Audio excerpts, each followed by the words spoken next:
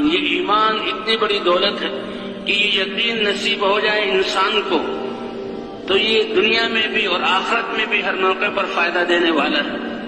اس کے لیے اللہ تعالیٰ نے حضرات انبیاء کرام کے قصوں کو ذکر کیا کہ دیکھو ابراہیم علیہ السلام کو ایک مضبوط بادشاہت اور قوم اور ایک بادشاہ کی طرف بھیجا۔ نمرود جس کا نظام اتنا مضبوط کہ وہ اپنی خدائی کا دعویٰ کرتا تھا،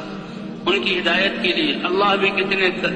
رحم کرنے والے ہیں، کتنے حلیم ہیں کہ قوموں کو ان کے کفر پر ہلاک نہیں کرتے تھے بلکہ نبیوں کو بھیج کر نبیوں کی کو محنت کا مکلف بنا کر اور ان کی محنت کے ذریعے حجت قائم کر کے پھر اللہ تعالیٰ کا فیصلہ اترتا تھا۔ اب نمرود ظلم کر رہا ہے، اللہ کے بندوں اور بندیوں کو اپنے سامنے جھکا رہا ہے، لیکن اللہ نے ابراہیم علیہ السلام کو نبی اور رسول بنا کر بھیجا اور ان کو اپنی دوستی خلت والا مرتبہ عطا فرمایا، خلیل اللہ، اور ابراہیم علیہ السلام دعوت دے رہے ہیں۔ اور پھر جو واقعہ ہوا کہ یہ دعوت ایسا امر ہے کہ اس دعوت کی وجہ سے، کیونکہ یہ معاشرے کے خلاف ہوتی ہے، اس دعوت کی وجہ سے معاشرہ اور ساری قوم مخالفت میں آ جاتی ہے، اور پھر اللہ کی مدد نبی کے ساتھ، تو ابراہیم علیہ السلام کے لیے انہوں نے ایک وادی کو ایندھن سے بھرا اور جب اس کو آگ جلائی تو آگ کا ایک سمندر تھا اور اونچی جگہ سے منجنیق کے ذریعے ابراہیم علیہ السلام کو اس میں ڈالنا چاہا۔ ابراہیم علیہ السلام کو رسیوں سے باندھ دیا گیا اور منجنیق میں بٹھا دیا گیا۔ اب تک تو ظاہری حالات ایسے ہیں کہ جو نمرود اور اس کی فوج چاہ رہی ہے وہی ہو رہا ہے، لیکن اللہ فرماتے ہیں گھبراؤ نہیں، اللہ کی مدد اپنے انبیاء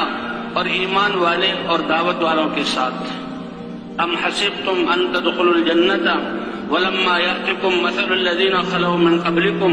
مستهم البأساء والضراء وزلزلوا حتى يقول الرسول والذين آمنوا معه متى نصر الله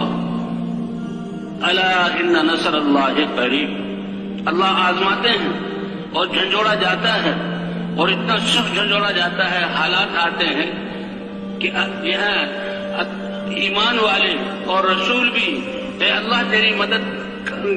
مدد کب اترے گی، یقین ہے کہ تیری مدد ہے۔ اللہ نے فرمایا گھبراؤ نہیں، اللہ کی مدد قریب ہے۔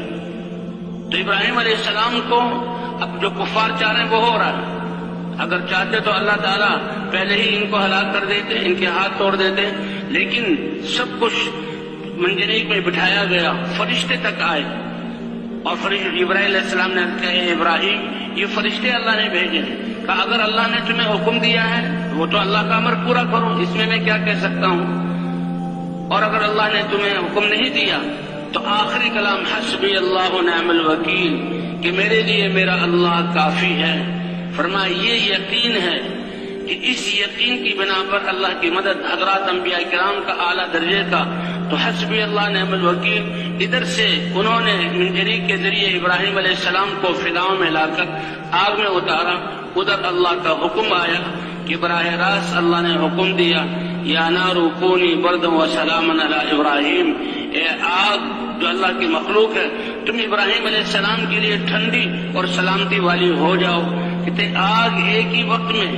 جن رسیوں سے ابراہیم علیہ السلام بندھے ہوئے تھے ان کو جلا دیا اور کھل گئے، اور وہ ابراہیم علیہ السلام کے لیے ٹھنڈی بردن کا حکم آیا کہ ایسی ٹھنڈی جس سے تکلیف ہو، وہ سلامن کی سلامتی والی ہو جا۔ یوں آتا ہے کہ 40 دن ابراہیم علیہ السلام اس آگ میں رہے